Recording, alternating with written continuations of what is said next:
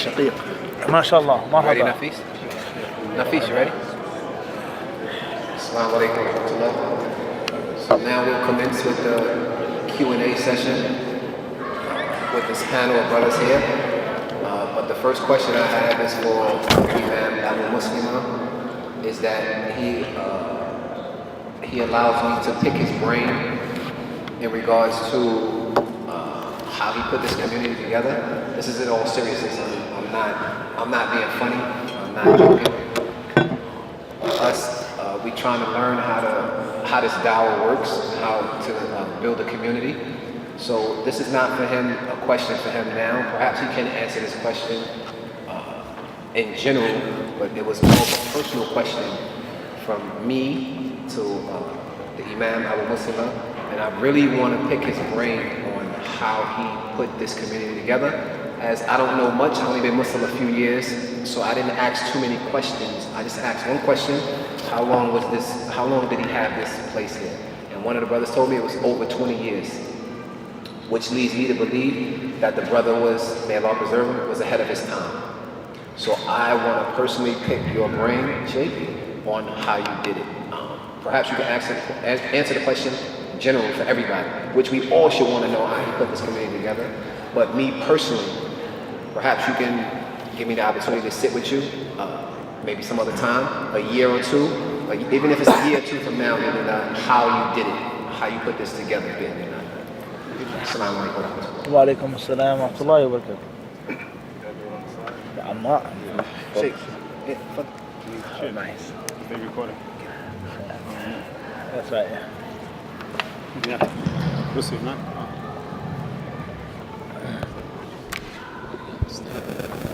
Bismillah, alhamdulillah, wassalatu wassalamu ala rasulillah. Young shuyukh for their lectures today. May Allah reward them. And we pray, inshallah ta'ala, that they continue seeking knowledge and benefiting the people. The question, how did we put the Islamic Center of America together, Masjid al-Sunnah, Madrasat al-Sunnah? It wasn't the effort of one person, it's the effort of the community. So it's not how I did it, it's how we did it. We made dua to Allah subhanahu wa ta'ala, and we move forward. I think that's all I have to offer, because that's all that took place. I don't think, and I answered this question to our Sheikh Abu Osama some time ago, we didn't sit down and map it all out. It was mentioned that the Tasfiya with Tarbiyah, it's a long road. You know, Sheikh Al-Albani used to say that all the time. It's quoting Allah's statement, وَلَوْ كَانَ عَرَضًا قَرِيبًا أو سفرا قاصدا لاتبعوك ولكن بعدت عليهم الشقة. If it was a short journey, if it was a easily attainable goal, a short journey, a moderate journey, everyone would have followed you. But the road is long. So all we did is begin the road. May Allah help us to continue. Please present your questions to the shuyukh so that they might benefit you. May Allah bless them.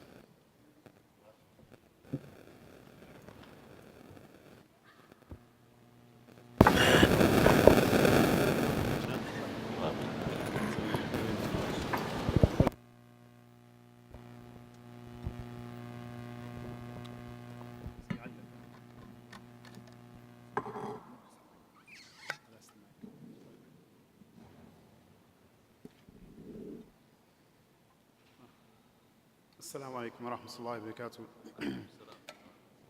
As most of you know, there's a new brother on the panel with us right now who was not here in the beginning of the mini conference, and you may not be aware of who he is.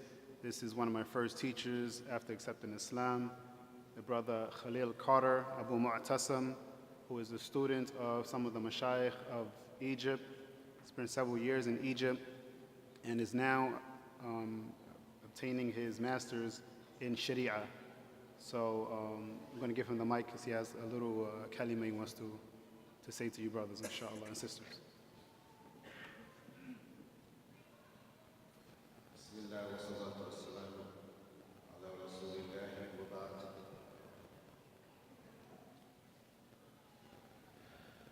I was invited up here to participate in this question and answer.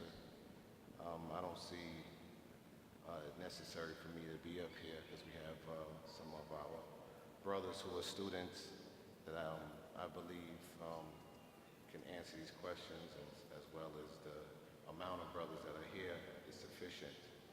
But I wanted to mention, first of all,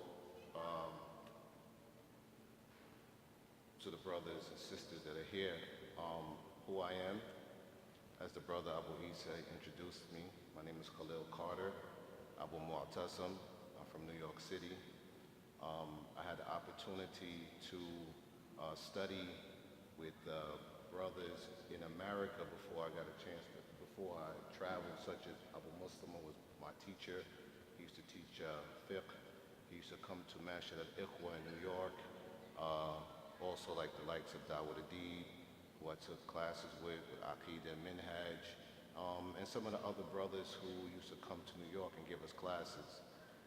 In 1998, Allah provided me the opportunity to travel to Egypt, and from 98 to 2003, I traveled back and forth, and I studied with some of the shuyukh of Misr, like Salahuddin Abdul Mawjood, Mustafa Al-Adawi, Majdi Arafat, Dr. Abdul Ghanima, Ala Abdul Ghani, and some of the other shuyukh that are there in Egypt. In 2010, I joined Mishkat University. I started from the beginning, got my bachelor's, and now I'm in my last semester, right before I start writing my bath, or my thesis for my master's. So I wanted to just give you a little short history of myself, because you should know who you're taking knowledge from. And this is something that many of us, we don't do. We should know the resume of the people that we're taking knowledge from. This is something that we should do. You know, Allah commands us, فَاسْأَلُوا أَهْلَ الذِّكْرِ إِن كُنتُمْ لَا تَعْلَمُونَ. So, for you to ask the people of knowledge, you have to first know who they are. So, this is one of the prerequisites for asking a question, that you should know who you're asking from. So I just wanted to let your brothers know something. Now this conference is about, Tasfiya and Tarbiyah. And one thing that one of my shuyukh that he mentioned, Salahuddin Abdul Mawjood, who was a student of Sheikh Muqbil, because three of my teachers were students of Sheikh Muqbil, Salahuddin Abdul Mawjood, Mustafa Adawi, and Majdi Arafat. And one thing that he mentioned was that he said that you should imagine yourself that you're in the hellfire. He said, imagine yourself that you're in the hellfire. And he said, why? He said, because when you do a good deed, you don't know if Allah accepted it from you. He said, but when you sin, you know that you have sinned, but you don't know if Allah has forgiven you. So he said, imagine yourself being in the fire. And what you're trying to do is get yourself out. You're trying to get yourself out. And when you get out of the hellfire, where are you going? Where are you going, brothers? To Jannah, right? So it's just like we're in this masjid right now. And our goal is to get outside. We're going to work and do everything that's possible for us to get out. But if we're not concerned with what is outside, then we're going to stay within the masjid. We're not going to work to get out. And one of the most dangerous groups of bid'ah that we know from the firq ad-dala, right, is the Murji'ah. Because the Murji'ah see themselves to be safe from the fire. Or more or less, excuse me, the Murji'ah see themselves as being believers, and that the amal, the action, is not part of iman. It's just what? Iqrar wa qawl. Just the belief, the affirmation, and the statement. But they don't see the amal, the action, as being part of the iman. And for this reason, this is why someone that has this type of ideology, they don't do a lot of good deeds. A lot of the brothers are reverts here. Like the brother Mufti, he asks, how many brothers here are reverts? Now we remember when we were Christians, we didn't do a lot of good because why? I accepted Jesus, my personal Lord and Savior, and that's all I needed. So what did that do? That gave me the ideology that I was safe, that I was okay, just by accepting that, and I didn't have to do anything.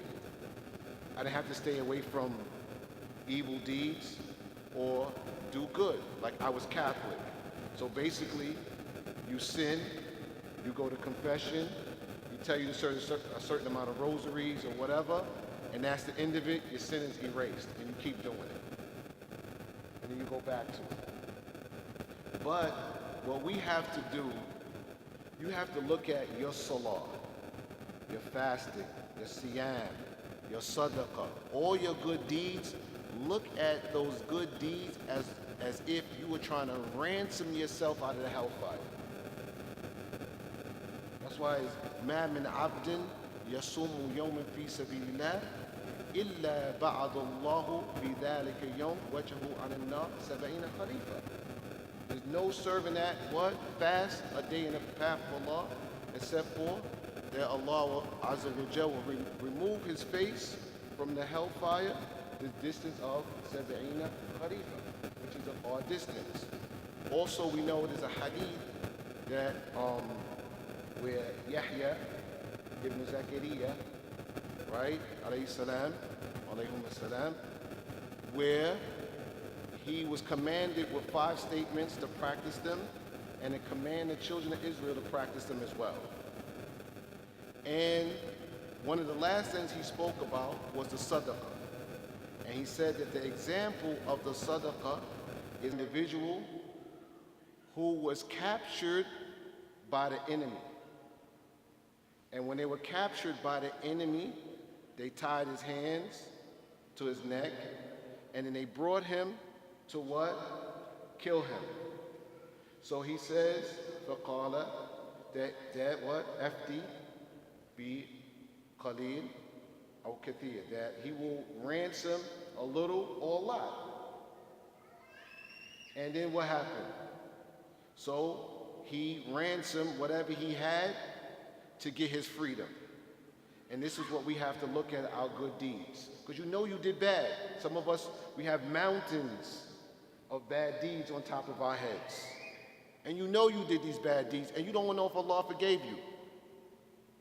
But a lot of us, we see ourselves in Jannah. I'm Muslim, I'm in Jannah, I'm good. So if you consider yourself or see yourself being safe or okay, you're not going to work for it. You're not going to work. You're not going to work for it. But if you see yourself that you're not there, and that's where you want to go, and you're somewhere else that you don't want to be, you're going to work to get out of that place to get to where you want to go. And that's the only way to get out, is that you have to ransom your way out with your good deeds and staying away from what Allah has prohibited. So brothers, this is something that we should be doing all the time, as much as we can, constantly doing good. I'm making salah, this is my ransom for out of the hellfire. I'm giving this sadaqah, my ransom from out of the hellfire. You know, I'm making my fasting, I'm making my hajj, or whatever. I'm even saying a nice word to my wife, which is a good deed to get my way out, smiling in a brother's face, giving the salams, all of these, doing as much as I can to help me as a ransom to get out of the fire. So, نكتفي بهذا القدر وبارك الله فيكم.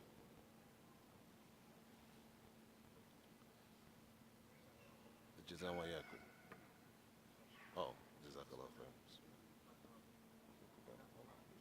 Only my mean. جزاك الله.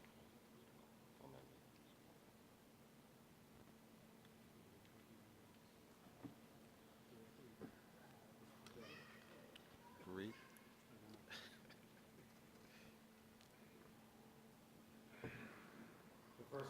The first question to ask,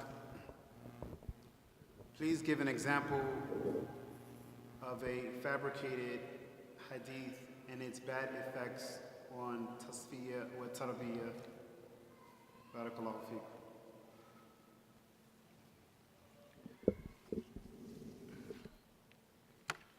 Wafikum barakallah. I would say there are many different examples that we can give. A simple example, perhaps, and one that has a very clear effect on Tasfiya and Tarbiyah, for or against, is the famous narration that says, حُبُّ الْوَطَنِ مِنَ الْإِيمَانِ. To love one's country, to love one's nation is an act of faith. It's from faith to love your homeland. This hadith, the people of knowledge, they say, لَيْسَ لَهُ أَصْلٌ. It's totally baseless. And it's a long discussion on what that terminology means, لَيْسَ لَهُ أَصْلٌ, but here it means, يعني لا إسناد له, is that it doesn't even have a chain of narration. There are many hadiths which are totally false and bogus, in which there is a liar in the chain of narration, someone who's totally majhul in the chain of narration, unknown. And then we have some hadiths in which is yani mabtura, cut off. There's no link. Because we know briefly, for hadith to be accepted, for it to be authentic and valid, it has to fulfill conditions. And from the most important and stable conditions is that there has to be an isnad, a chain of reporters. You hear something, where did you hear it from? And then there are other steps. What's the level of those people who told you that story, etc. But it has to be, the information can't come out of thin air. The information cannot come out of thin air. So this hadith has no isnad. Hadith says, حُبُّ الْوَطَنِ مِنَ الْإِيمَانِ. Love of one's country is an act of faith. So, how does the hadith have a negative effect on tarbiyah, on tazkiyah?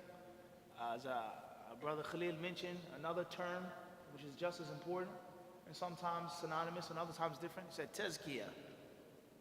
It's all one field, tazkiyah, tarbiyah, He said that, or it says that the effects of this hadith on people's souls, on their minds, is nationalism, is prejudice, racism, and colorism.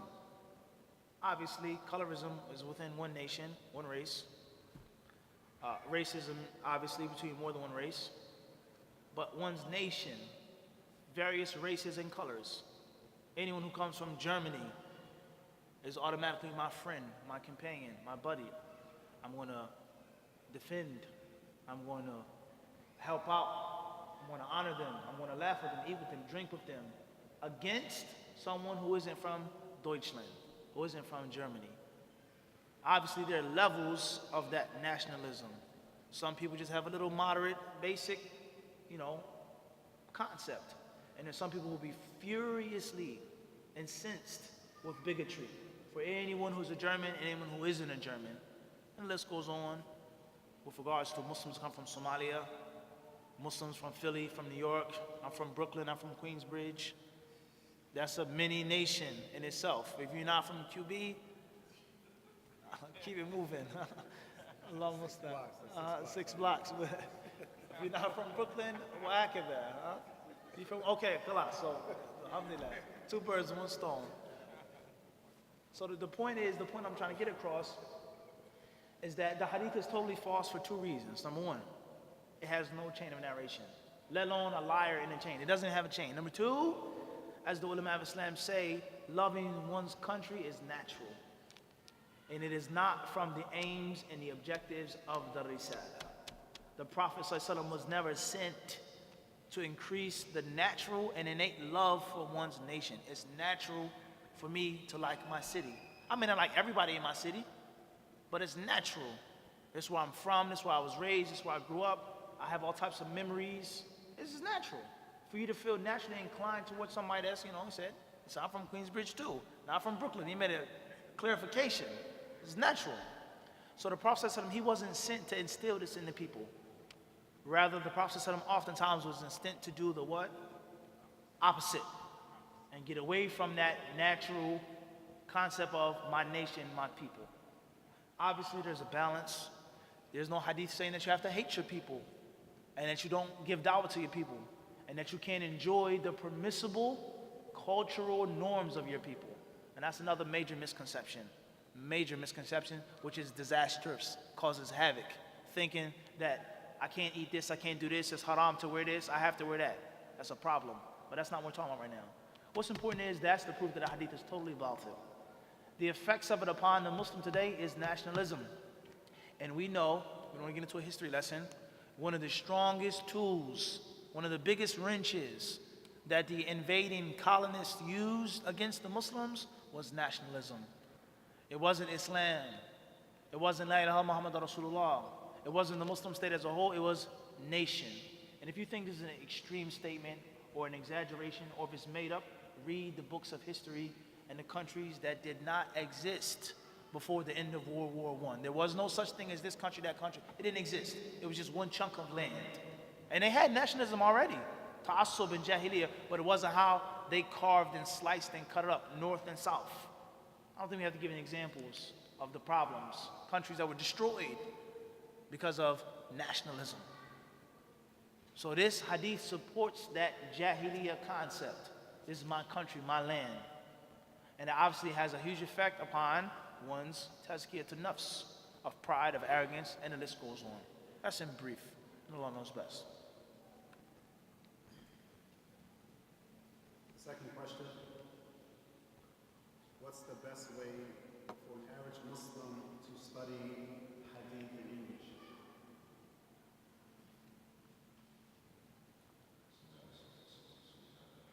The best way for an average Muslim to study hadith in English is to first of all seek out a student who his major was hadith.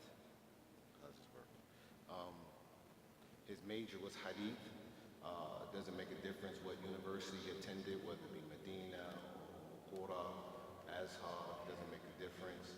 He should seek this student out, and he should, sit with him if he has any classes that are for the general public.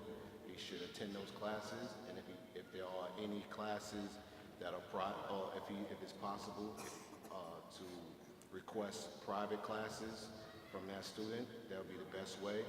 Or you have even some universities online, and they have courses that you can take. You don't have to take the whole degree program, but you can just take those classes like Mishkat, the Lau Phillips program. And the last that I would recommend is trying to find a book in English. I think, what's his name, Jamal Zeno, whatever the brother's name. He has a book that talks about the science of hadith, but that will be the last thing that I would recommend because, sometimes you can read something and not understand it properly. So the best way is to actually learn from someone face to face. And alhamdulillah, we have many students from amongst Americans that have majored in the science of hadith that are available. So try to reach out to them, and that's the answer, to that question.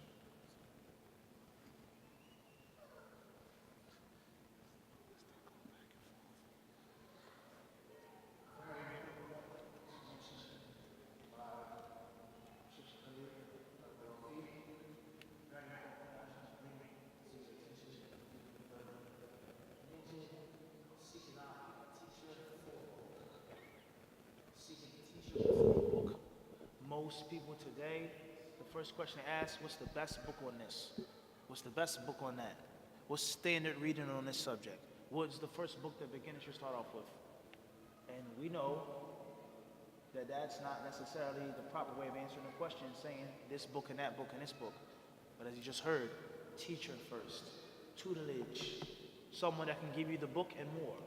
Someone that can give you the code and the formula of understanding and reading 100 other books and preventing you from falling to error and mistake and just learning from the book, let alone, it's not absolute, but some of the vices that come from just learning from books and being self-taught. Doesn't mean that if you don't have a teacher that you can't learn, that you can't benefit, that the one who has a teacher is going to be right. Doesn't mean that. It's not absolute. However, some of the vices that you get from only learning from a book or learning from a book before a teacher is that you don't have the necessary humility. You don't have the necessary humility and the humbleness, because I did it myself. It was easy, it was simple, and I mastered the book. But a teacher is going to humble you. So it's a very important point that he mentioned. I want to bring that to your attention. Teacher first, then book. The next question, the questioner asks, how do you recognize what hadith are more authenticated since there are differences of opinion amongst the scholars? Well, there's some hadiths and there's some people that shouldn't try to recognize, and you shouldn't try to recognize. And it's an error of trying to recognize. And there's certain hadiths and there's certain people which you can and you should, depending on the level. Certain issues in which a hadith is totally weak, but the meaning is correct. Everyone understand this? There are certain hadiths which are agreed upon by all of the ulama to be authentic, and the meaning is outwardly problematic, mushkil, clearly problematic, and it's a ijma' that this hadith qad thabata an Rasul sallallahu alaihi wasallam. Everybody understand this? Depending on the level of understanding that you have. The general rule for the layman Muslim is to learn the basics, take simple baby steps consistently for some time, and then if you want more, you have a bigger appetite, get another meal. Even in English, not best. But you don't want to go too far just in English. You don't want to go too far just in English. You start eating those small meals and snacks and you're hungry, you gotta learn Arabic. And even just learning Arabic, that's not enough. But that's a step, a key. Sister needs question for me. Okay, inshallah. Jazakallah khairan. It leads you to so many other pathways. Everybody understand this? So, take baby steps. Learn the basics. And there's certain things that the layman Muslim can discern and distinguish is inauthentic because of what he's taught of the fundamental principles. He reads a hadith and it's clearly going against the fundamental principles that he has learned. And as we said, there are other issues, other hadiths in which it's not that simple. Or the intelligence of the person. What I mean is, there's certain layman Muslims, 9 to 5 Muslims, that are very intelligent. And not only are they very intelligent, but they have a good deal of common sense, which is one of the greatest blessings of Allah. Good common sense. High IQ is fancy and flashy, flowery, as Shihan Mustafa said. It looks nice, it's pretty. But the common sense is the dirty, dusty worker with the jumpsuit on, the steel-toe boots. It's a staple thing. Common sense is a genius in work clothes. And there are many people who have high IQ and high degrees, they lack common sense. And there's certain people who offer the street, basic mechanic, carpenter, whatever, he's not a brain surgeon, and he has a good amount of what? Common sense. So there's certain layman Muslims that have high intelligence and good common sense. And they've been taught the basics of hadith science, and they say, well, this hadith, it don't sound right. It doesn't sound right. No, the Prophet ﷺ, he said that Allah created himself. What the hell? How did Allah create himself? That's totally bogus. And there are other hadiths in which we said it's not that what? It's not that simple. And the job, as was mentioned by Brother Khalil, فَاسْأَلُوا أَهْلَ الذِّكْرِ إِن كُنْتُمْ لَا تَعْلَمُونَ. Ask those who know if you don't know. And the person that you ask about hadith or fiqh or aqeed or any issue should have the following characteristics. Number one, they should be someone who is trustworthy. And oftentimes being trustworthy may come before qualification. Someone who's ameen. Trustworthiness, not all of the times, but sometimes it comes before sharpness. Because somebody can be intelligent, sharp as a tack, and it can be totally untrustworthy. And then you can have someone that's not that smart, not that skilled, but he's totally trustworthy, and he doesn't know, but he can what? Point you in the direction of somebody who does know. So pay close attention. Number two, after them being trustworthy, they have to be strong. And a person's strength is based off of what you think and what you feel, even if you're wrong. But you have to have sincerity, that I honestly believe in my heart that this man is qualified for the question I'm going to ask him. If he's wrong, if he makes a mistake, you're not going to be punished because you had ikhlas. And then also the reversal of that law is asking somebody that you really don't think is built like that. Or you really know, but maybe he'll give me a convenient fatwa. Or maybe he'll tell me the hadith, Nashi. That's a problem. So you have to be sincere, you have to be honest, and the person that you ask should be someone that you feel is qualified, and they're not going to speak without knowledge, and not going to tell you something to suit your desires or to go against your desires, whatever the case may be. So a hadith specialist, a scholar, someone who's learning in hadith, whatever their level, they're qualified of what you're asking them about. And if they can't answer it themselves, at least you can point you in the direction of a reliable source. Last but not least, as was mentioned, in a book, which has to have details, but at least it's in the footnotes. It says here, Shaykh al-Albani rahimahullah ta'ala declared it to be authentic in Sahih al-Jami'. That's fine for the layman. That's fine for a beginning student knowledge. Well, there's nothing wrong with that.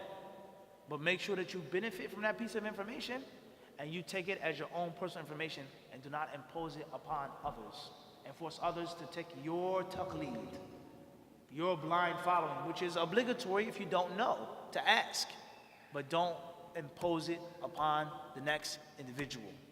Allah knows best.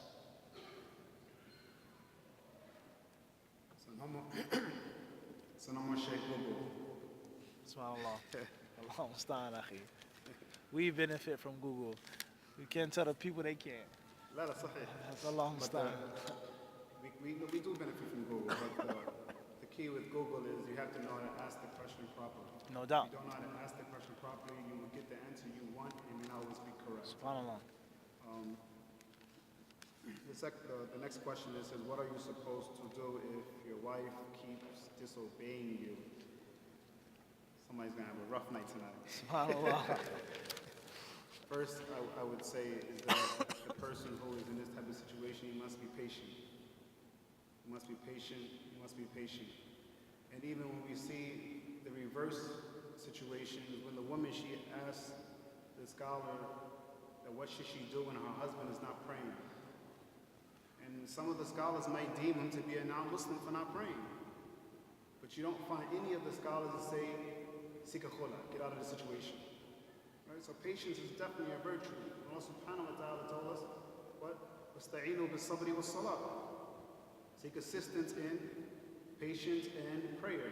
So the Muslim brother who's in this type of situation should definitely try to exert patience in this situation while he's advising her with kindness.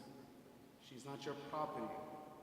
What should really affect your heart is not the fact that she is disregarding your commands or what you're telling her to do, is that the fact that Allah subhanahu wa ta'ala may not be pleased with her because of what she's doing.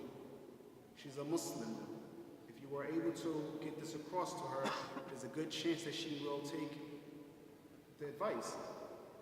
But if you come to the situation telling her, I told you this, I told you that, then you might get a bad result. She might say, well, who are you? If I didn't do it for Allah, why would I do it for you? Right? And it's not the way we want her to react, and it's not the way that you should react. Come to the situation with kindness and gentleness, and just try to get her to fear Allah subhanahu wa ta'ala to the best of her ability, as well as al-jaza min jins al-amal, that a person is afflicted with due to his own actions. So are you obedient to Allah to the point where your wife will want to be obedient to Allah as well? SubhanAllah. So check your actions first, and don't let your ego get involved. But sometimes we're put in situations where You want to check the sister because you don't want the brothers to know what your wife is doing and it's becoming outside of the home, right? So it's a real issue. It's not that she's doing something that's incorrect. You just don't want the people to know that your wife is doing it. So Wallahu a'lam. The brother. Tarbiyah.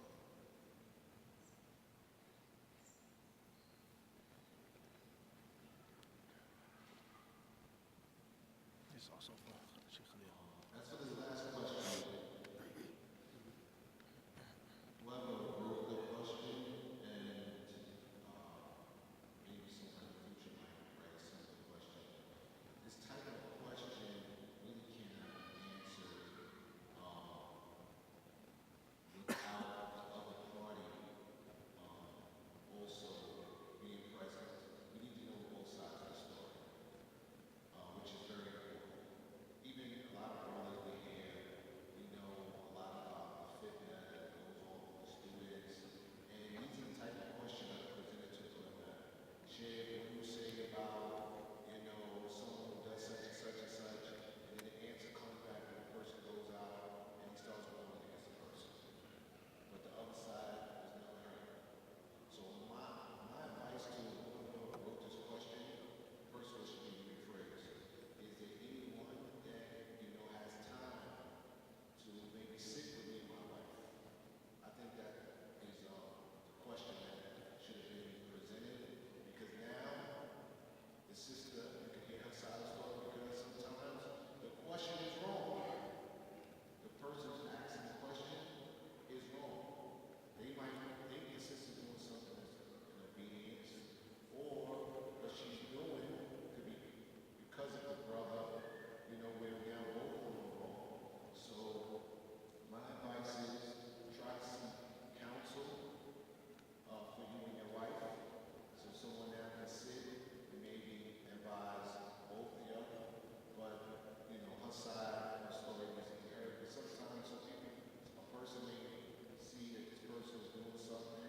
But let's say the sister wants to go to the masjid, right? And there's nothing harmful in the way or whatever. But the brother's just oppressing her. And she's going to the masjid, or maybe she's listening to a certain person that the husband doesn't want her to listen to, maybe on YouTube, whatever it is, right? Or the brother doesn't want to listen to her parents or whatever, and then she does it and saying, oh, she's being disobedient. This is why the other side of the story needs to be heard, and I think both of them, husband and wife, need to sit down together with someone that has knowledge that can both give them advice. And if she is wrong and being disobedient, then the person can properly advise her.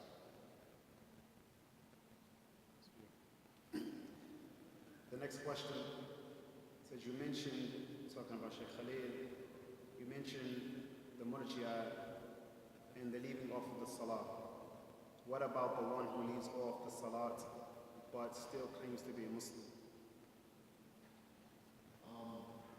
As for this question, most of us have the opinion that Tariq Salah is a kafir, right? Most of us believe that the one who doesn't pray at all is a kafir. And the reason why is because most of the people that brought us knowledge came from Saudi. And Saudi, their madhab is Hamad. And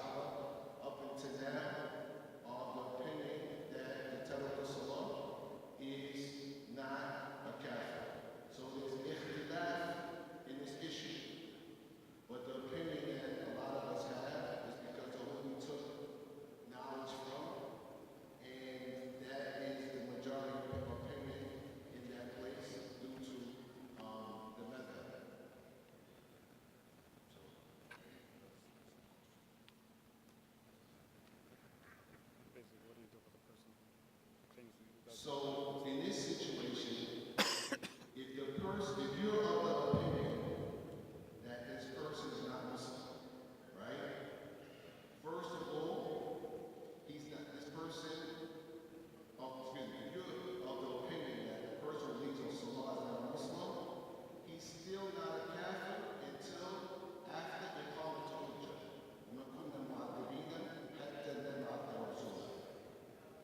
So the person is still not a Kafir until the Iqamat al-Hujjah is made on him, and this has to be done by someone of knowledge.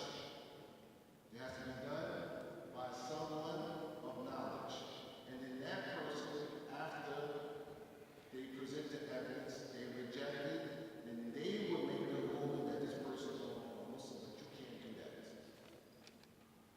So even with that opinion, and then the Tarbiyah Salah, the question is, has he left all Salah completely, or does he pray sometimes?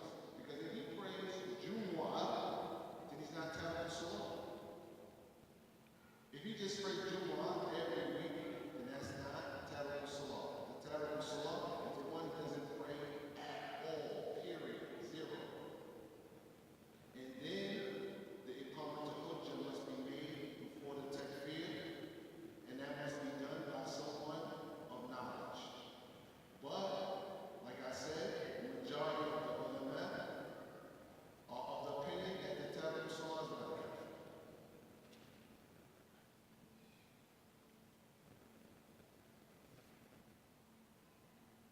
This question is pertaining to the traveler's salah, the traveler's prayer.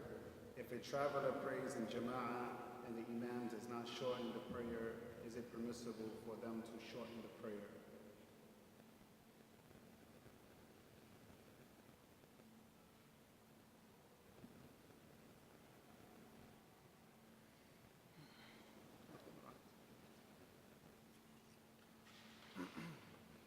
When Abdullah ibn Abbas radiallahu anhu was asked about this issue, he informed him that if you're a traveler praying behind a resident, make the prayer of the imam who is a resident. And he says, Tilka hiya sunnah.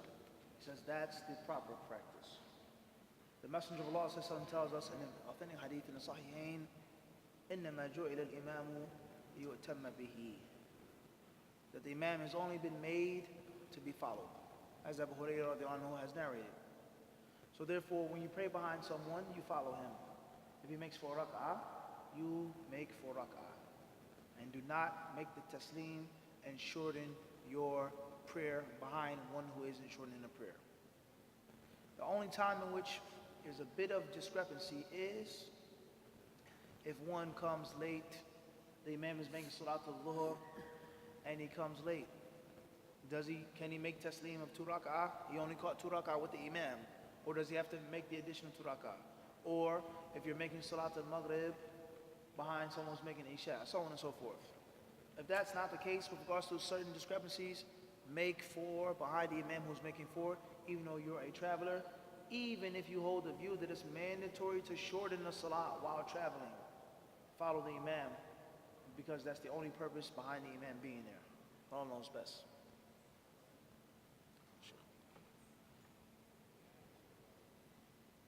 تفضل.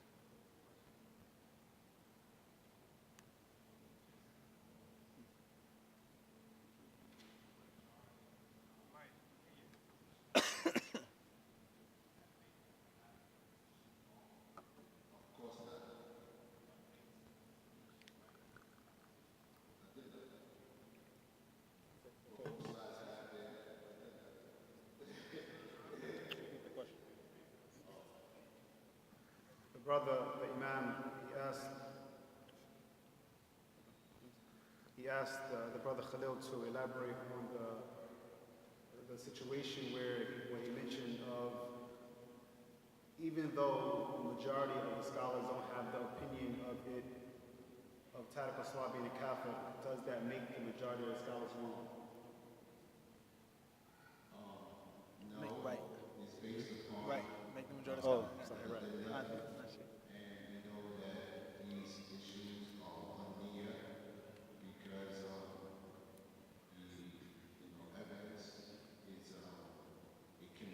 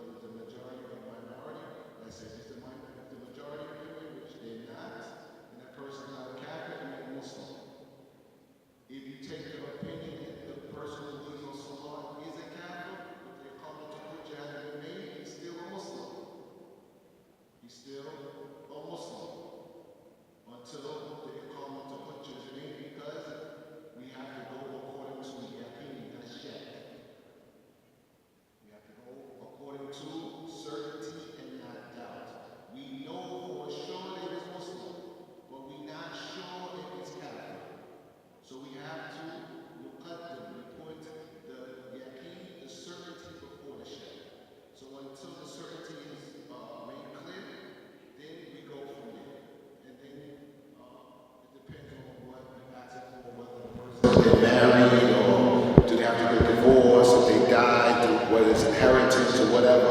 It depends. Yes, sure. It's not going to.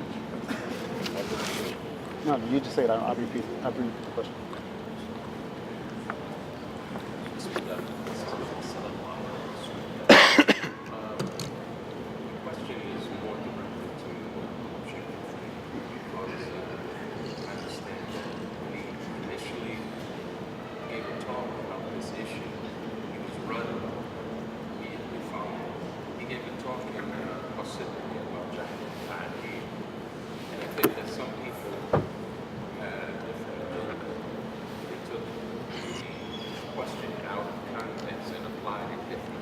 My question, though, succinctly, is in this day and age, for the layman. This is his question. Bismillah. I said that in this day and age, for the layman like myself, who doesn't know the science of Tarbiyah, but understand its historical reference, the question today is, can we take Tarbiyah now and take it out of the context, or is it restricted to the context that the ulama from the past used it in? Can we take that down out of the context and say, well, this brother came into the masjid here, and he came in with an earring in his ear. We don't know any of the sahabas that wore an earring in his ear, but this guy comes in here now, and he's adopting somebody else's culture. Can we take the science of Tarbiyah and say this guy is out? طيب.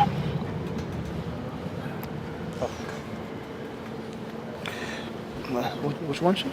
But with regards to the question pertaining to a lecture that I gave some years back in Parsippany regarding the sciences of al-jarh wa ta'dil, or as it says on paper, ilm al-rijal, literally meaning the science of men, which is properly translated to biographical evaluation, the science of disparaging, praising, critiquing, criticizing, the science of narrators, who is accepted, who's rejected, who's bad, who's good, who's a strong, weak, trustworthy narrator. Everybody clear on this?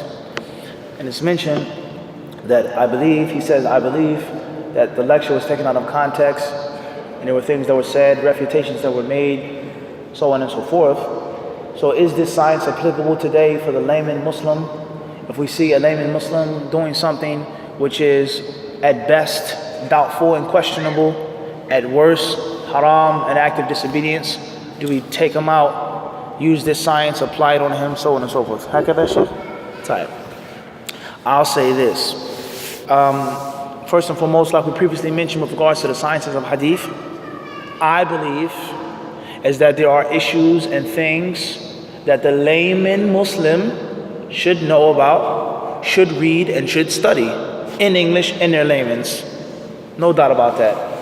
Whether it pertains to hadith were written down, how they were recorded, whether it pertains to ilm al-rijal, jarh wa ta'dil, the basics, the rudimentary principles, the foundations. I believe that every single Muslim should have some type of grasp of that. And there are certain layman Muslims, average Muslims, who may want a little more. They just don't want to just wet their beaks. They want to drink a little cup. It doesn't have to be, a large, container, but I want a nice cup. That's fine. I believe that that's correct. Any issue of Islam and the sciences of how the Sharia was preserved. And that was the whole entire topic of that conference, because that gives you yaqeen, certainty. You live in America and you say that there's a legal system. There are courts, there are judges, there are lawyers, there are attorneys. You can't just lock somebody up and cut off his head, whether the courts are just or not. But there is a system that is supposed to increase you in some type of respect and love for your country. Is that there's a system, there's a justice system. And the same applies to the deen. I'm a layman, 9 to 5. But I feel confident, I believe that this deen is awesome. It was preserved. Allah took care of it. Sciences of Quran, tafsir, hadith, usul al-fiqh. And I'm a layman Muslim. طيب. That's something that we encourage. And we call every layman Muslim to getting something from that. And certain layman Muslims, as we previously said, to get a little what? A bit more, even without Arabic. I do not believe, me personally, it's my humble opinion, which I feel I'm entitled to, I don't believe in the statement of those who say, don't read no books in English. Don't teach nothing to the general people. Let them learn Arabic. No, I don't believe that. Fiqh, this issue, that issue, the layman Muslims should be taught certain things in English. And there's nothing wrong with being studious and reading certain books above the average level in English. So that's first and foremost. And that's with regards to any science of hadith, of usul, or any principle. Clear. As far as the specifics of the lecture and the huge amount of controversy with regards to al-jarh wa ta'dil, so on and so forth, and we all know there's reasons behind this, which we're not going to get into right now for lack of time, and we don't want it to get messy. We don't want it to get messy. What's important is, I said in that lecture, and I'm saying today, and I say this openly for anyone who's listening, whether it's someone sitting, someone watching, as I said a lot of, that was years ago, let's play your game. Bismillah, let's go, let's dance. Let's talk about jarh and ta'dil. Let's implement it. It exists today, it's obligatory, we have to. But my condition for this duel is don't tap out. That's my condition. Don't tap out. Ouch, that hurts. Stop, you twist my arm. No, we're sparring now. You hit me too hard. We're sparring. Everybody understand this? I said this. If you want to take the science of jarh wa ta'dil, tayyib, but implement it in all of its aspects. Obviously, it's a twofold science. Al-jarh wa ta'dil. Don't just take jarh and leave the ta'dil. Don't just take ta'dil and leave off the jarh. Let's get started. And I'm going to say this openly and publicly. Let's go. Tell me where you studied, akhi. Let me hear you recite the Fatiha. Let me see what you got. It don't have to be a degree. As was mentioned, Sheikh Khalil said, don't have to be a degree. Where'd you formally study? You taught English. You were overseas as an English teacher. You gonna talk about jarh wa ta'dil? Are you serious? Are you kidding me? And I'm gonna make jarh on you. And on this one, on that one. I'm gonna make jarh on this sheikh. Yes. Because it's a science, and the science isn't monopolized by anybody. No, haram, a'udhu billah, astaghfirullah. You're talking about the brothers, you're disrespecting the brothers, you're talking about the Salafis, you're reviling Sheikh. What happened to jarh wa ta'dil? Everybody understand the game? I said this, if you want to take it, then what? Take all of it, apply all of it. And don't be an extremist, don't be a zealot and praising people. Wallahi, he's the best brother in the West, he's the strongest brother in the West, he's from the Muntamakinin in the West. That's mubalagha, shadida, ghayr maqbula. That's extreme. And saying this brother who studied overseas for all of these years and has credentials. And I want to say this for the record, since the can of worms was opened up and the hornet's nest was shaken up. Just because someone has a doctor's degree or master's degree, that does not mean that that's the only knowledge that they have. Like money. This is the money that's on the paper in the bank. I got money, what? In the streets. Shoe boxes. I've been had money. This is the money that I need for taxes. Freezing. So just because he has a degree, that doesn't mean that that's what? Let's rip it up. The degree is ripped up. Let's fight, let's debate. And I guarantee that you're going to hit the ground hard. So don't think just because someone has a degree that that's what? Everybody understand this?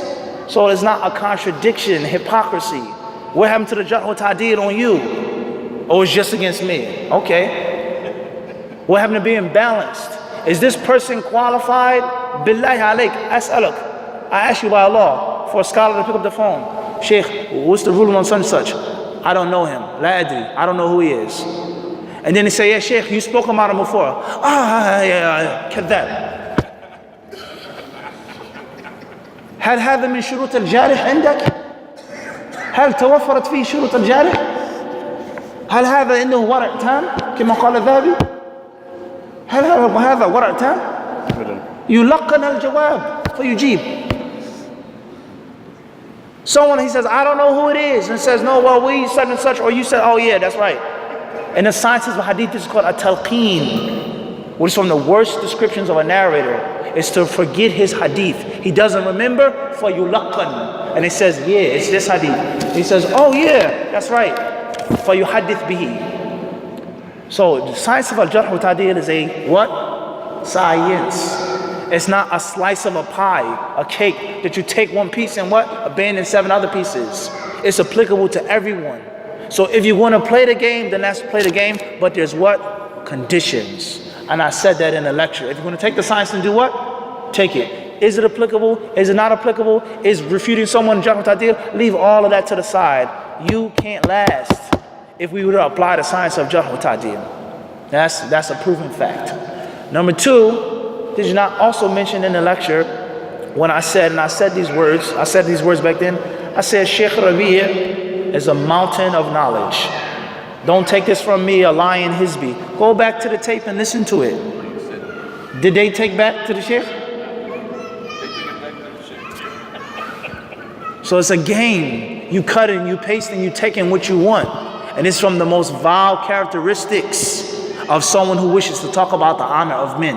As Ibn Daqiq al-Eid rahimahullah ta'ala said. He said the Ahl al-Hadith, he says they're on the edge of the fire because they talk about the honor of men. I.e., if you're going to talk about someone's honor, you have to have scholastic veracity. You got to be sharp. And you have to be pious. And you have to be free from ulterior motives. Me and Abu Isa had a problem. He married a sister that I wanted to marry. So therefore, I'm going to refute him now. I have to be free from that. And the only reason why I'm talking about Abu Isa is because I believe in my heart أنه قد أخطأ السبيل, that he made an error. And my refutation of him does not extend past what? That error. He's ugly, he's this, he's fat, he's this, yes. But like, what is this? So it's ultimate disrespect for a scholar or scholars or da'iyah or student to take this science that these imams died for, they traveled for, country to country. He said, I walked so much without shoes that I urinated blood 2 times. He had no shoes. Imam Malik, he had a roof. He sold the wooden planks of his house just for hadith. They're hungry, they starved, they sacrificed. That was the science that they lived and died for. This immature game of some jahil dropout. They can't speak Arabic. They can't speak basic Arabic language. Is that jarh wa ta'dil, which we sit in Medina and they say, you know Fulan in America? You know Fulan in the UK? Yeah, we know him. He what? He got kicked out because he got kicked out because he didn't come to class. He got kicked out because he was this. I lied to get him back into school. You want to open up this can of worms? You want to start throwing blows? I don't think that you actually want to do that. So if you're going to apply the science of jarh wa ta'dil, let's do what? One thing with one condition, and that's what? Let's apply it to everybody with all of the rules. Don't ever disrespect that science that Imam Ahmed and Bukhari lived and died for by talking about some immature, trivial issue. You fighting over this brother and that brother. That's appalling. Everybody understand this? So that's my advice on the issue and on the situation. And it's not one person I'm talking about. It's not one group that I'm talking about. It's not one scholar I'm talking about. If I'm talking about myself, anyone that it applies to. And Allah Azza wa Jal, huwa al-muwaffiq wal-hadi.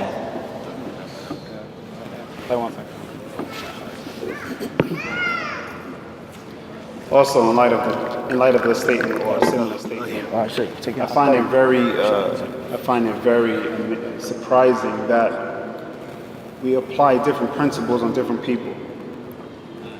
We say things, and the gava's lifted, the brothers thrown under the prison. But when the sheikh says the same thing, it's no problem. So Sheikh Saleh Fawzan said the same thing. Sheikh Abdul Muhsin Nabad said the same thing. Take that same anger and frustration with them, who are our elders in Islam, and elders in knowledge. Apply that with them and see what kind of response you will get. We apply it with the brothers here in America and in the West and so on because there's no accountability. The sheeple people, or brothers and sisters, they follow what the leadership says and without any question. But like I mentioned earlier, if 95% of the people are in the community and they disagree with what's going on from the administration, then they have to say something. This is your deen. Allah subhanahu wa ta'ala put this as a amana in each and every one of your hearts and your hands. It's just not permissible to stay quiet at it now and just keep funding a masjid that's causing more division or more separation. Billah alaikum, we are where we say we're men, that we need to come out of Facebook world and come out of YouTube world, listening, watching, benefiting with no accountability, and sit in the classes and benefit. Whoever sees us, whoever doesn't, doesn't. Right?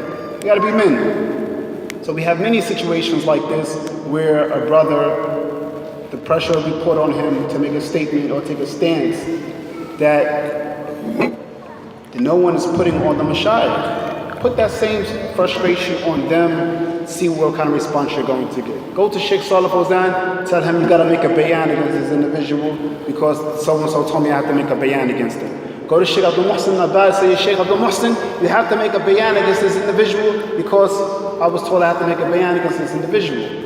Let alone that individual, his issues and affairs don't even affect our people, or his stance on Jahal Ta'dil today in 2017 doesn't even affect our people. Wallahu a'lam. Add to what both of brothers said.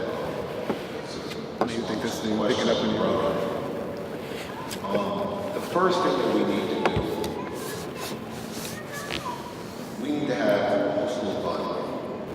When brothers say this.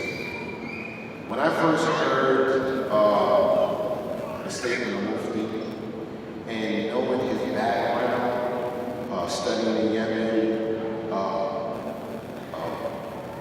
graduating from the University of Medina, the bachelor's and master's program, the first thing that came to my head was that Mufti was not talking about that there's no nasiha or amr bil ma'ruf or nahy anil munkar, right? Because we're talking about, see, the Jarh wa Ta'deel, we have one that's dealing with the riwayah, right? That's done. Dealing with the narrations, those who narrate the hadith of the past, that's done. But that's finished with. But as for talking about whether someone makes a mistake, it doesn't even have to be outside of that. Basically making criticism or actually praising someone, that's going to exist in the judgment. Mufti wasn't talking about that. There's no way in the world. This is a graduate, okay?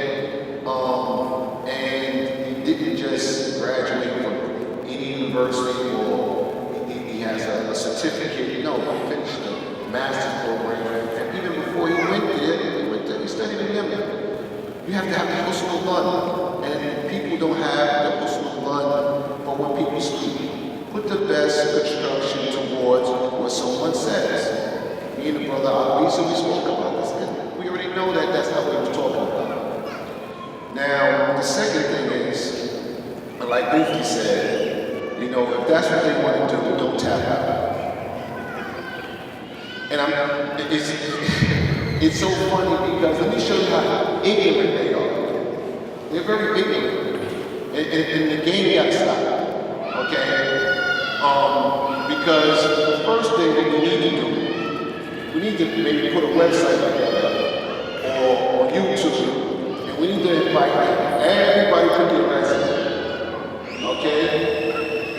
When you ask the people who's running their mouth, their resume is almost empty. Okay? And these are the ones who are talking. Okay? I know when I was in Missa, people was not in the doors. Okay? They was in McDonald's. They were in McDonald's. Some people was in the club. Some was hanging out in Miami, in different places. It was not studying. Okay? I know I was there. I know who who was doing what, where they were, and what they were doing. People's residents asked them, who did you study with? This is the question. It's not about just who you studied with. Which books did you finish? When you went to Yemen, visit the badge, when you was in Misr, which books did you finish? We can't talk about the universities because you graduated. But most is something that's part of the crew and didn't graduate. Now for them, let's see, right? I want you to see me, right? Your grades. Because a lot of colleges, when you go from one school to the next, they want to see what you did in the previous school. Your transcript. So you got your transcript, right, Mufti? You got your transcript. You came with your grades because I got mine. Right? You got yours too, right? Let's see your transcript and let's see how many times you repeated that class. Or you got that mabul, right? Because most of the time, as a matter of fact, show us the Shahada because in those countries, like in the Arab world, on the Shahada it says Mumtaz, it says J, and Maqbool. So let's see your degree, and most likely you got a Maqbool, right? And show us your resume. And in some courses, let's see if you took the Hadith class. Let's see what grade you got in that class. But let me show you how to implement this, because most of the, mashallah, do not, barakallahu fi, represent أحد على الله, ولكن أحسبه يعني متأهل عنه, right? That in the and then with Jahl and this is, see, they contradict it. If the person is a person of bid'ah, right? The ulama differ in terms of taking the riwayat of that person. They differ. Some ulama say that if the person is sadiq, that he's trustworthy, that they take it from him. If he meets all the conditions, he's trustworthy. And at some point, they have extra shuruts and stuff that as long as the hadith doesn't agree with his bid'ah, if it doesn't agree with his bid'ah, then they accept it. Do they apply that rule to us? No. Mufti's not Salafi, Khalil's not Salafi, Abu Isi's not Salafi, Abu Muslim's not Salafi. Don't take knowledge from them. They're not applying the rule. Because in this case, if the person is trustworthy, their whole thing is don't take anything from him. Don't learn no Tarbiyah from even their shaykh. He is of the opinion that you can take local Tarbiyah from other than a person that is not Salafi. But they tell the people, don't take knowledge at all from these people. Don't learn anything at all. You can't learn Arabic, you can't learn fiqh, you can't take anything. Because what? They're not Salafi. It's not just even for us. It's for others, even people of knowledge that they don't consider themselves. Don't take knowledge at all. Was that the way of the people of the past? And even within that science of Jahl and Ta'dil? Because we know there are narrators in Bukhari, Sahih Bukhari, as well as Muslim, and the other kutub, from the kutub sitta, other than that, are narrators, and they they're from Ahlul Bid'ah. But because they were trustworthy, they took the narration, specifically from Hadith. That specific Hadith from them. But with them, completely no, you can't take it out there. This shows you that they don't know the science. They don't know it at all. So if I'm incorrect, am I incorrect? Mufti?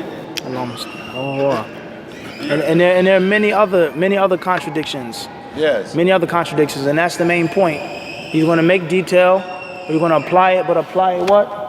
Wholeheartedly. Don't be a munafiq. Don't be a hypocrite. The rule suits you, you take it. The rule doesn't suit you, it doesn't exist. That's disrespect to those ulama. That's not right. Khair, inshallah. Barakallahu feek. طيب, we have more questions. Are there any other questions? Maybe we take some questions. We'll take a few. Sure. Malish, what you say? Sure. Malish, before we go, brothers and sisters, inshallah ta'ala, what we normally do in New York, at the hadith disciple layer, we normally limit the time on the answers to 1 minute and 30 seconds or 2 minutes. Obviously, this is it said mini conference, many different people, some brothers. You brothers travel from where? Virginia.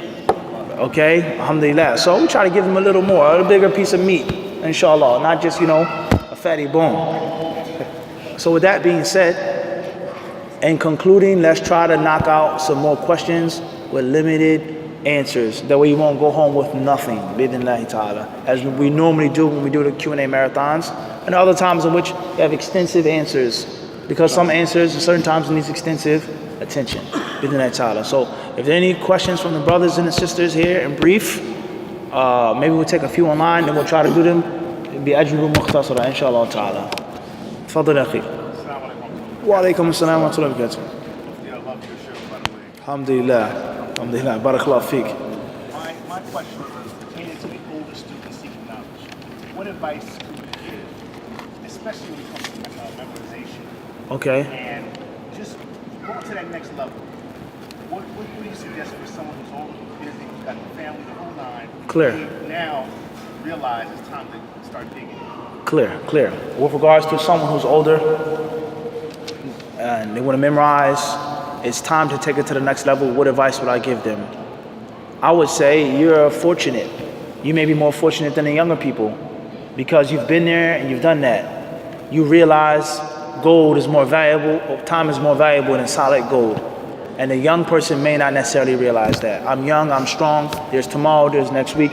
I'll go to Medina. When I finish medical school, I'll go to Egypt. No. You know it. So you may be even better off than them. Number one. Point number two is, it's not about abundance all the time, but it's about consistency. Consistency. An hour a day that's done consistently with strength and vigor is better than studying all day once you're flipping, flopping. You're not focused. You're not really there. As he mentioned, McDonald's, Domino's, and Medina, this is a reality. I'm not saying it's haram to eat at McDonald's, overseas, even though that is an issue with regards to the meat, even overseas, but we're not getting that right now.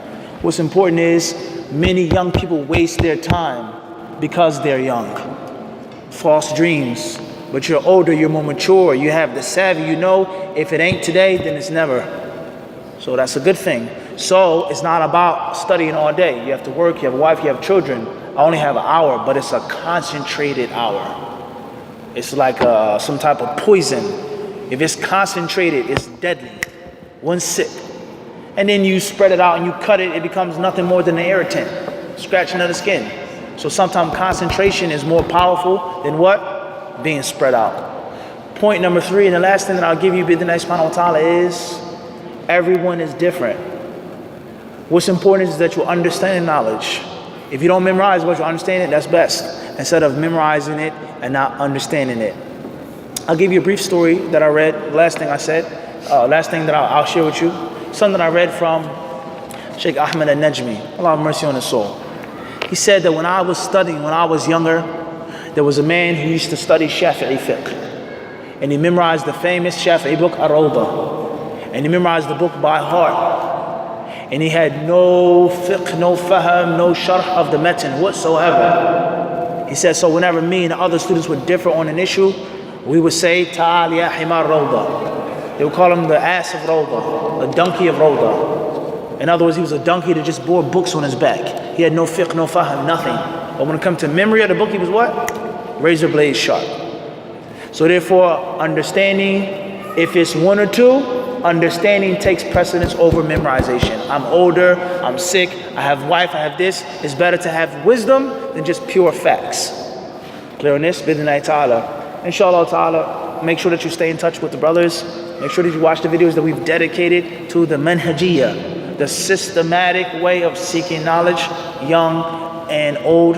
last but not least, read the story of Ibn Hazm, rahimahullah ta'ala. Ibn Hazm. Read his story and when he started seeking knowledge and what he became. Allah knows best.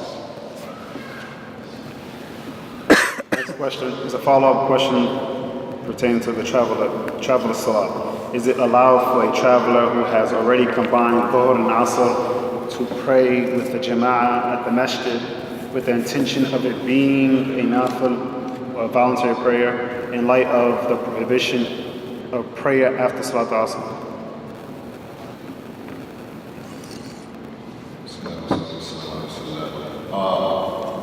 First, the person who combined the salah, when you're traveling, if you believe that you're going to make it to the masjid in time for the salah to Jama'ah, then you should wait. But if that's not the case, and you combine it and you make it to the masjid, and you find the people praying, and it's for the Asr, you join the congregation, and you know that you find the Prophet himself, alayhi salatu wasalam, that he prayed after Salat al-Asr. We know that Aisha radiallahu anha mentioned in hadith Bukhari, as well as other than the Sahih al-Bukhari, where it is the salah that he used to make, or that he used to pray 2 rak'ahs after Asr in his house, and he would never leave it off.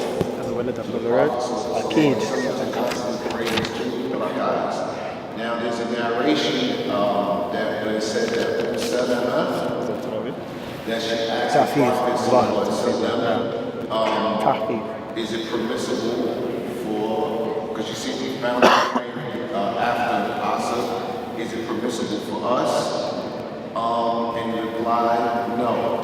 But this narration, because when I checked it myself, the only one that has that narration with the same hadith, right? Because all the other narrations don't say that. But the only one that has that is in the Musnad of Imam Ahmad. And it could be what? Shad. And if I'm not mistaken, I think I've seen it before. I don't know if it was Ibn Hajar Asqalani mentioned that it could be what? Contradictory Shad. Because all the other narrators that narrate that same hadith doesn't mention that addition to the hadith. And the only way, if I'm not mistaken, it was a long time ago, that addition to that narration is only in Ahmad. That's the only place it is. But it is permissible. So the way to add prayers that are connected to Tell them to just return like online. that is permissible. So someone comes into the masjid, he already prayed Asr, and then صح يتعلق بهم خاصة. he can make it through because there's a hadith that's connected with that. If this individual wants to make istikhara, he can go ahead and make 2 rak'ahs istikhara afterwards because there's a hadith that's connected to that nafila. So anything that's like that is permissible because we know during the time of the Prophet there were some men sitting behind that didn't pray with the congregation. He asked them if they were Muslim, and then they told them they already had prayed, and they commanded them they should have prayed, and that they would have been what? Nafila. And then we also know that there's other narrations, but the time is short.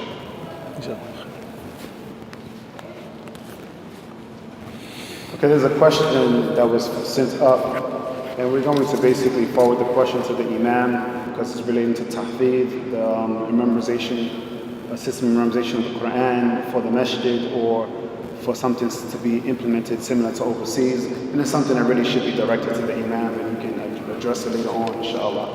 Now we're going to take some questions via online. How do you see it? Inshallah, we'll try to take a few questions from online. Bidnillahi ta'ala, whereas there are many people from different countries, different time zones as well. Inshallah, hopefully we can all benefit from their questions as well. Bidnillah. Yalla Salih. Needs to be quick answers, inshallah ta'ala. Are there any other questions before we take these from online? Briefly? Tafadhal, akhi. Sure. Briefly. You can explain what Jahr al-Tadlil is, so people, as a layman, they don't understand. We said it and we'll say it again. Al-Jarh wa Ta'dil is a science of grading narrators. Who's accepted, who isn't, who's trustworthy, who isn't. A science. Kadhab, Imam, Hafiz, Fiqh, so on and so forth. As we've explained before. Inshallah ta'ala. Before you go, Nafis, really fast. Afwan? Narrators of hadith. Of narrators of hadith. Fadl ya akhi.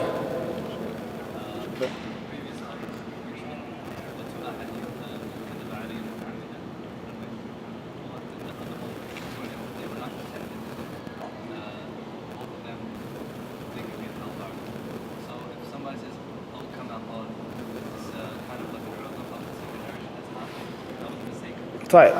With regards to lying on the Prophet ﷺ or making an inaccuracy against him, whether you do it intentionally or unintentionally. If someone says after narration, "O kama qal, O kama ja," is this considered to be an udhr? Yes and no in brief.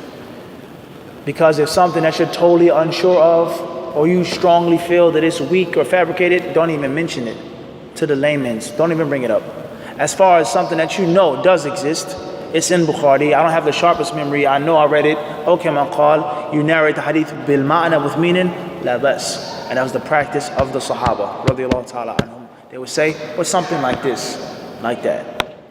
Jazakallah khairan. Fadal Abu Naila. Initials AF from New York Pacific and can you make your evening visit for your prayer?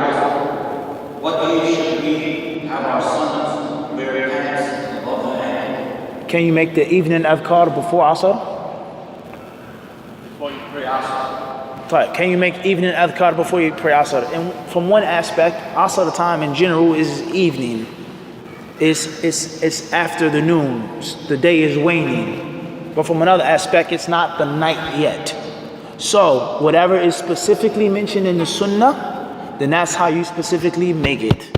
If this dhikr was done at night time, when night came, when night fell, إِذَا أَمْسَى, then you make it during those times.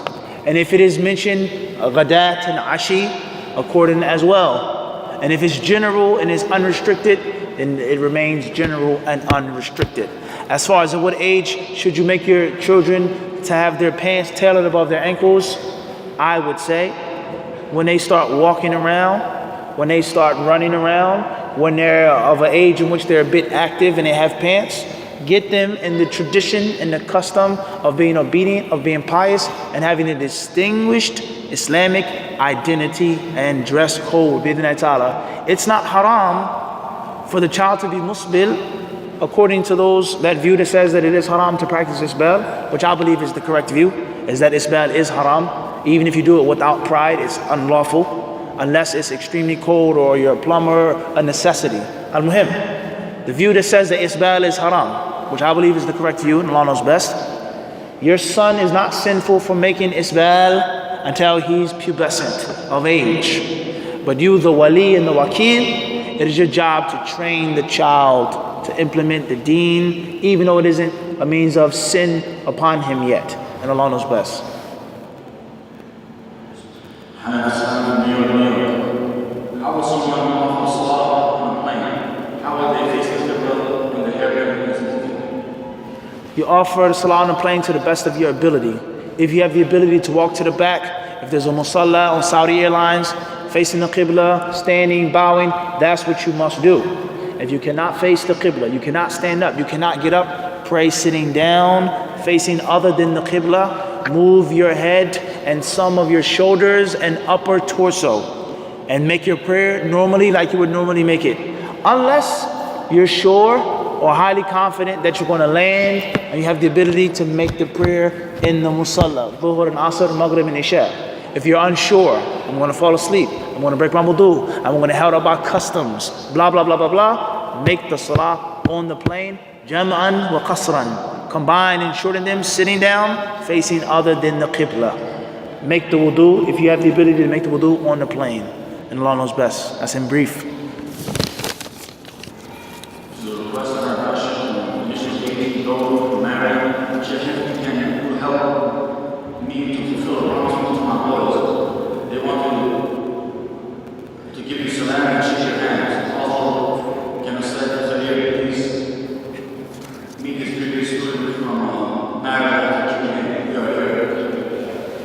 Okay, we'll honor that request with regards to the sheikhs, the hugs, and Sheikh Khalil's former students. And alhamdulillah, this is an integral part of Hadith Disciple. It's connecting with the people. It's not just information, class, and talk. Inshallah ta'ala. Next. This is a question from New York. At school, there's a brother who is not a scholar yet.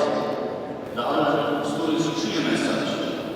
I feel a bit bad because people think all that he says is correct. Should I do anything to impose this kind of fiqh on others and upon me and mocks me, calling me a sheikh because I disagree with his opinions? Like we said before, if you're going to school, you represent yourself. You learn the sunnah, you implement the sunnah, you have good character, you have good akhlaq, avoid arguing and avoid debating. If someone comes to you seeking, you give them if you know. If someone comes to you seeking fitna, deter them, shun them. Don't answer the question of someone who wants fitna and tries to put you on the spot. Do not argue, do not fight, do not talk about no one. You learn, live, walk, talk, eat, sleep, drink, kitab and sunnah. And that's it. Allah will make the opportunity. Bi'idhnillahi ta'ala, don't seek the meeting of the enemy. The Prophet ﷺ says, La tatamannaw liqa'al adu. Don't seek the meeting of the enemy. Because when it comes, it's going to come. As Allah told us in chapter 8. The fighting will come, even though you want the ghayr dhat shawka. You wanted the unarmed caravan, but Allah wanted something else. Don't rush. You just do you. Spend your time, your energy, your efforts on focusing on learning. Leave the Hanafi Sheikh alone. You get the chance to speak to him, Assalamu alaikum, that's it. Don't fight, don't argue. Leave him alone. Do not fight in school. Trust me, it's going to end badly. Allah knows best.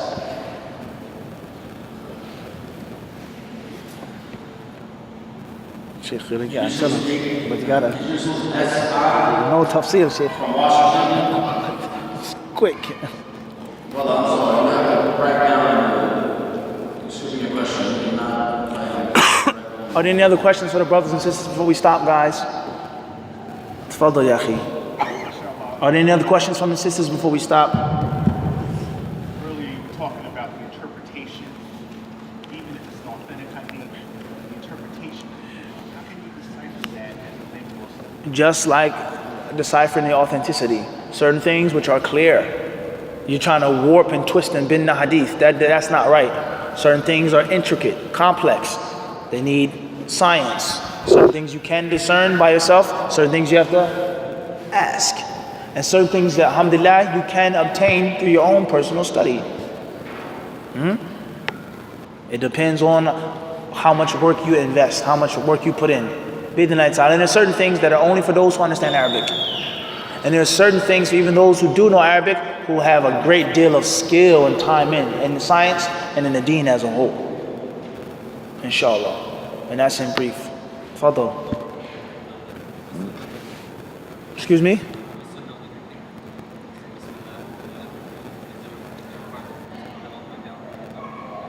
Is it required to put it all the way down? What you mean put it all the way down? You say Bismillah, you put it down then? No, none of that is required. With regards to the sunnah of eating and drinking, the majority of the ulama hold the view that saying Bismillah or in eating with the right hand and things like this, they say they're recommended. And as was mentioned by Sheikh Khalil and Sheikh Abu Muslima, just because the majority of the ulama hold the view does not mean it is qawl al-rajah sahih. That doesn't mean that, however, is a wisdom in that being mentioned. Meaning, if the majority of the ulama hold this view, who are you to impose and abuse and berate somebody else? That's what's the maqsood. Just like you got all this anger against me, say that about Sheikh bin Baz, curse him in his grave, because he said the same thing, if not worse than what I said. However, we believe don't eat and drink until you say Bismillah. Don't eat and drink unless it's with the right hand. We believe that's the rajah, that it's a mandatory. What's important is whether you put the drink down or not. Al-Muhim is that it's a sitting. If you say Bismillah, you drink. You didn't get up, you didn't go do anything else, you're still drinking. Hopefully that's sufficient, inshallah ta'ala. And Allah knows best. Well, there's a permissible rule for me to go to a school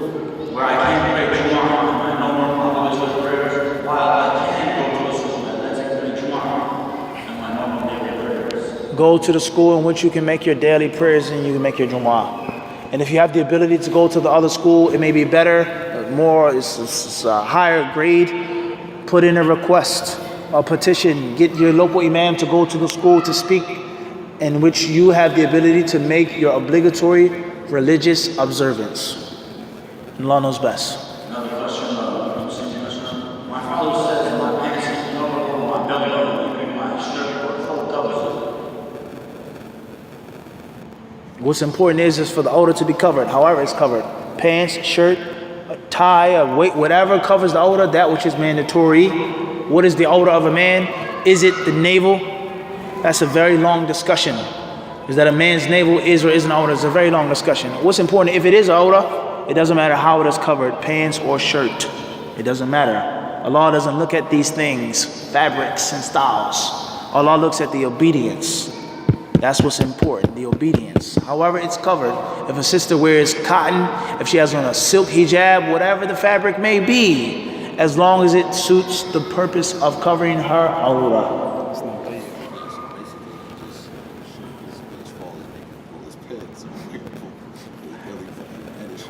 Allah, yeah. It could be below his navel, and his shirt is already covered. There's no, yeah, it's not mandatory. As long as it's not tight, of course. Sheikh Abu Isa says, as long as it's not tight.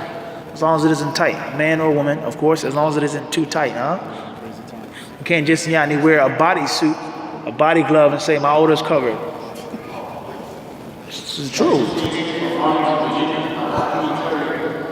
Documentary came out recently in a Muslim country depicting a female judge. What is the ruling on this? The people of knowledge say that a female is not to be a qadi. That's what most of them say. That a woman should not be the qadi. Allah knows best.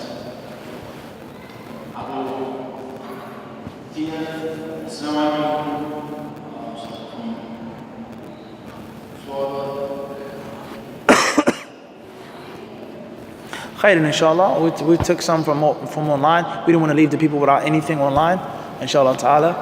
Perhaps Abu Isa or Abu Mu'tasim or Abu Muslim, maybe they would like to make closing remarks with regards to the conference today. Me, being the representative of Hadith Disciple, I personally am very happy and I'm very proud. Just a couple of days ago, not weeks, not months, a couple of days ago, many things weren't weren't finalized. This brother couldn't make it. He said he's going to come. He couldn't come. The presentation, the times, this, that, so on and so forth. Just a few days ago, if not yesterday. So alhamdulillah, it happened. Allah allowed it. So I'm happy and I'm proud for that. Walillahi alhamd. And I ask Allah Azza wa Jalla to accept all of the efforts of all of the sisters and all of the brothers who had any type of hand in this thing coming into a reality. Those who spoke, those who cooked, the brothers on security, the sisters with the children, the sisters with the hospitality, the attendees, those who traveled from different cities, those online, everyone that came and participated, we thank you sincerely from the bottom of our hearts. And we ask Allah Azza wa Jalla to forgive you of your sins, to have mercy upon your souls, and to give you that which is good in this life and in the hereafter, and to protect you from the fire. Please forgive us for our shortcomings at Hadith Disciple with regards to the time, the schedule, the information. Inshallah, we're going to try our best bi'idhnillahi ta'ala. Hopefully you can lower your gaze if you find a blemish or if you find something that's out of place bi'idhnillahi subhanahu wa ta'ala. That's what I would like to say. We ask Allah Azza wa Jalla to accept it from us all, to bless us all, to forgive all of us, and to make us better than how we came. Jazakumullahu khairan.